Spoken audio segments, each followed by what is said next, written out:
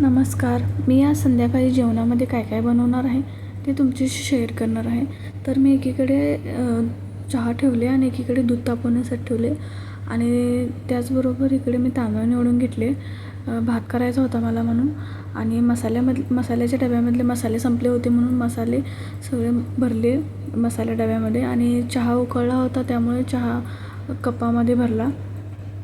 इथे बघू शकता, इथं 2 कप भरलेत मी चहाचे.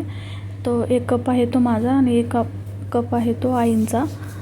चहा वगैरे पिऊन भाजी काय बनवायची हे विचार करत होतेच, तोपर्यंत आईने भाजी घेऊन आल्या आणि भाजीवाल्या मावशीने साईला केळी खायला दिली होती. तर तो खायचा सोडून बघा कसा खाली फेकतोय.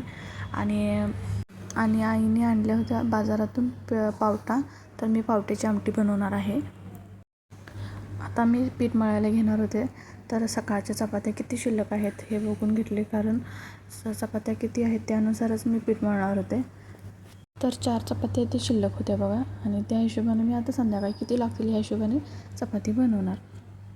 पावट्याची आमटी बनवणार होते म्हणताना आई ते पावटा निवडत बसल्या होत्या आणि साई बाजाराला नेलेल्या पिशवीसोबत बघा खेळतोय कसा, त्यात काय आहे का शोधतोय. आणि मी इथे पावटा शिजवून वगैरे घेतले, कांदा वगैरे चिरून ठेवून घेतले फोडणी देण्यासाठी. आणि भजी बनवणार होते त्यामुळे भजीसाठी पीठ भिजवलं नाही, मिरची आणि कांदा चिरून ठेवले. तर हे बघू शकते फोडणी देण्यासाठी हे सगळं मी चिरून ठेवलं आहे. आता मी फोडणी देणार. सगळं आधी चिरून घेतलं ना फोडणी देण्यासाठी, तर आपल्याला फोडणी देताना काही शोधावं लागत नाही, लवकर फोडणी देऊन होतं आणि आपली फोडणी आहे ती जळतसुद्धा नाही किंवा करपतही नाही. आमटी वगैरे फोडणी देऊन झाले होते आणि आता मी करत आहे चपाती. एकीकडे आमटी उकळत ठेवली आणि एकीकडे चपाती लाटायला घेतली.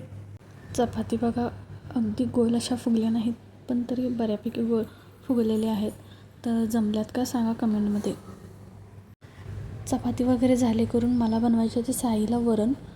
तर मी कुकरला लावले, डाळ आणि टोमॅटो शिजत घातले आणि डाळ शिजत आहे तोपर्यंत तिकडे भाकरी करून घ्यावे म्हटले.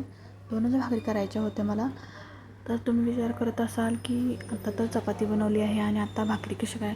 तर भाकरी ह्या बाबांना लागतात, तर संध्याकाळी भाकरी खातात ते. सकाळी ते काय चपाती खातात, कसं तरी ॲडजस्ट करतात, पण संध्याकाळी त्यांना भाकरी बनवावी लागते.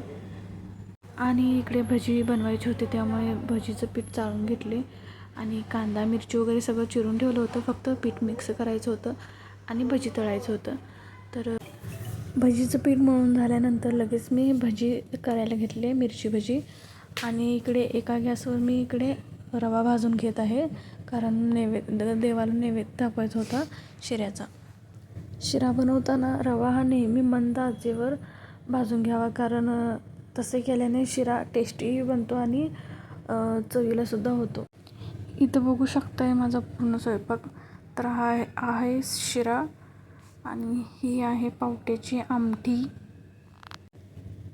आणि याच्यामध्ये आहे भात. आणि हे आहे साईचं आजचं जेवण, वरण चपाती आणि शिरा. तर व्हिडिओ कसा वाटला सांगा.